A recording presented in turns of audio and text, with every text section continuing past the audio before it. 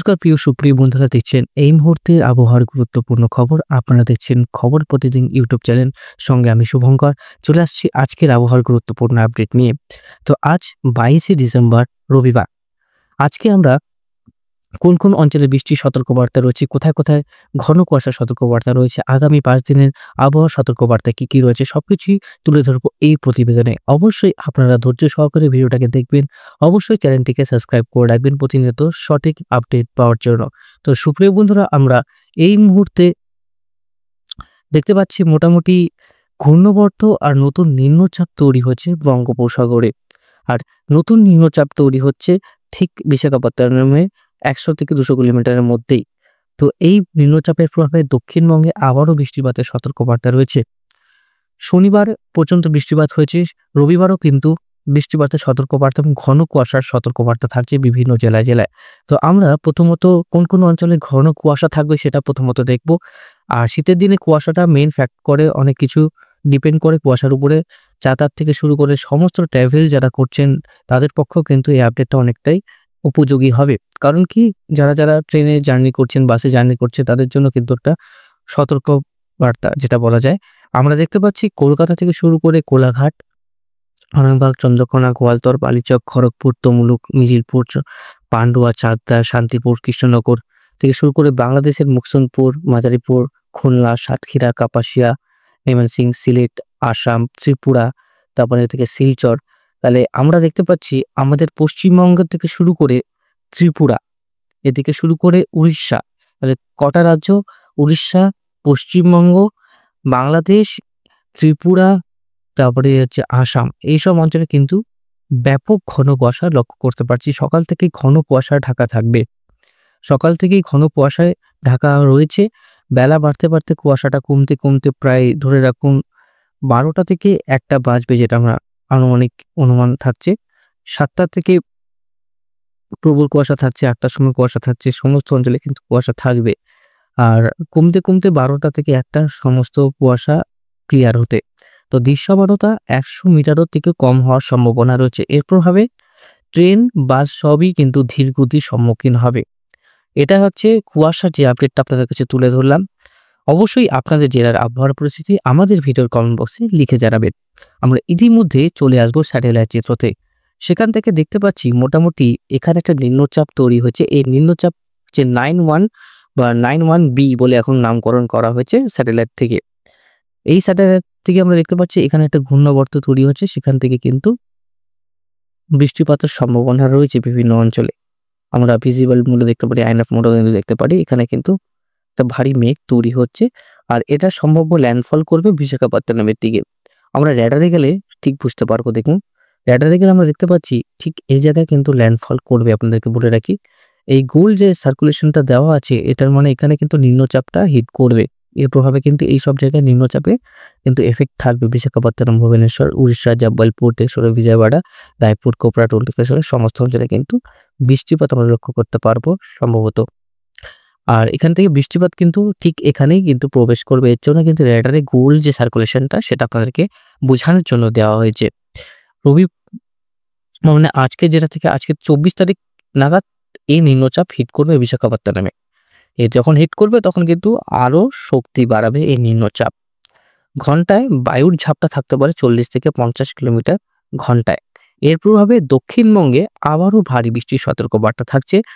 কলকাতা, তমলুক, মিছিলপুর, খড়দা, চন্দননগর, আরামবাগ, চন্দননগর, বালিচক, খড়গপুর, গোপীবল্লভপুর, তারপরে ঝাড়গ্রাম থেকে শুরু করে মহিষাদল, বীজকুল, মিছিলপুর, হাওড়া, হুগলি, খেজুরি, দীঘা, কন্টাই, মন্দারমণি, কলকাতার 2 চব্বিশ পরগনা, নিউটন, উত্তর 24 পরগনা, নিউটনের বিভিন্ন যে জায়গাগুলো আছে, ব্যারাকপুর থেকে শুরু করে আমাদের কলকাতার যে মেন অঞ্চল, পানিহাটি, বেলি, ডানকুনি, শ্রীরামপুর, তারপরে হচ্ছে সিঙ্গুর, তারপরে হচ্ছে আপনার কলকাতা, মহেশতলা, বজবজ, সমস্ত অঞ্চলে কিন্তু ভারী বৃষ্টি আমরা লক্ষ্য করতে পারবো।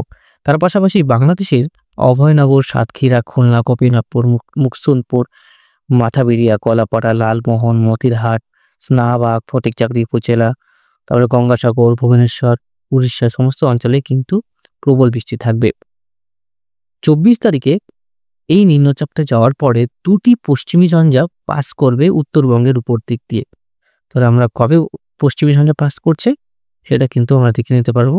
ঠিক ক্লাউডসে যাব। ক্লাউডসে গেলে আমরা সেই যে পশ্চিমী ঝঞ্ঝা, এই পশ্চিমী ঝঞ্ঝাটা ভালো মতন বুঝতে পারবো।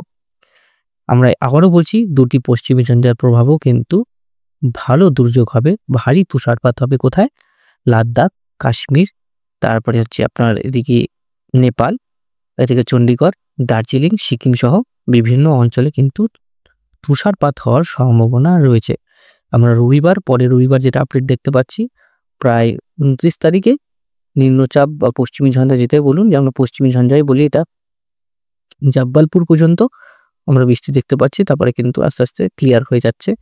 তারপরেও কিন্তু একটা নিম্নচাপ প্রবেশ করবে একদম ব্যাঙ্গালুরুর কাছাকাছি, একদম নিচের দিকে। এর প্রভাবে কিন্তু তখন আর দক্ষিণবঙ্গে বৃষ্টিপাত হবে না।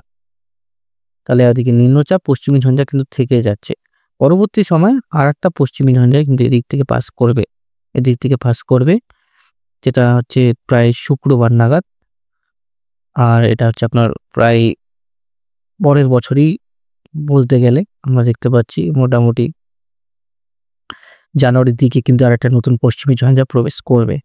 এর প্রভাবে কিন্তু বৃষ্টিপাত থাকবে নেপাল, কাঠমান্ডু থেকে শুরু করে উত্তরপ্রদেশ, বলরামপুর, তারপরে হচ্ছে সাহারানপুর, উত্তরকাশী, এসব অঞ্চলে কিন্তু সিমলা, মানালি এসব অঞ্চলে জানুয়ারি থেকে কিন্তু ব্যাপক তুষারপাত থাকবে।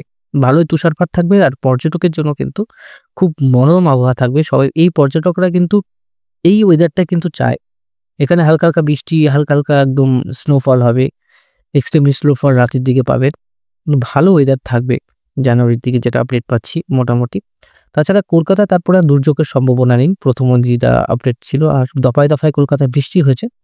অবশ্যই আপনারা জানাবেন কোথা থেকে, কোন জেলা থেকে দেখছেন, সেখানে বৃষ্টিপাত পেয়েছেন কিনা অবশ্যই কমেন্ট বক্সে লিখে জানাবেন। দেখুন, প্রথমত আমি আপনাদেরকে ক্লাউডসে যাব। ক্লাউডসে দেখিয়ে দিব কোন, কোন অঞ্চলে বৃষ্টি হচ্ছে বা বৃষ্টি হবে কবে। ২৪ তারিখ নাগাদ আবারও বৃষ্টিতে ভিজবে দক্ষিণবঙ্গ সহ কলকাতা, খড়গপুর, বালিচক, বিয়ালদা, হলদিয়া, মিজিলপুর, কলকাতা, খড়দা, চন্দননগর বললাম, আরামবাগ, চন্দ্রকোনা, খানাকুল, জঙ্গলপাড়া, কবিবল্লভপুর, জগদ্দলপুর, পাবনা, কেশপুর, কোলাঘাট, পিংলা, ময়না, মহিষাদল, ডায়মন্ড হারবার, দীঘা, কন্টাই, মানে উপকূলবর্তী যতগুলি জেলা আছে সবকটাতেই বৃষ্টিপাত হবে কম বেশি, কোথাও কম কোথাও একটু বেশি। কিন্তু উপকূলে ভারী বৃষ্টি থাকছে। যারা উপকূল অঞ্চল থেকে দেখছে, যারা ডায়মন্ড হারবার, যারা আপনার কুলপি, রায়দিঘি, কাকদ্বীপ, ঝাড়খালি, নামখানা, প্রেসারগঞ্জ, গঙ্গাসাগর, হলদিয়া, ডায়মন্ড হারবার, মহিষাদল, মিজিলপুর এসব অঞ্চলে কিন্তু বৃষ্টিপাত আমরা লক্ষ্য করতে পারছি। তাছাড়া তারপরে কিন্তু আবহাওয়া পরিষ্কার হয়ে যাবে, আবহাওয়া কিন্তু ঠিক হয়ে যাবে। তো সকাল থেকেই ঘন কুয়াশা থাকছে, সকাল থেকেই ঘন কুয়াশার অ্যালার্ট থাকছে। আগামীতে কত কুয়াশা থাকবে, কোন, কোন দিন কুয়াশা থাকবে, চলুন আবার একটু আপডেটে আসবো কুয়াশার। কুয়াশা যেটা আপনাদেরকে দেখালাম, কুয়াশা কিন্তু ভালোই থাকছে।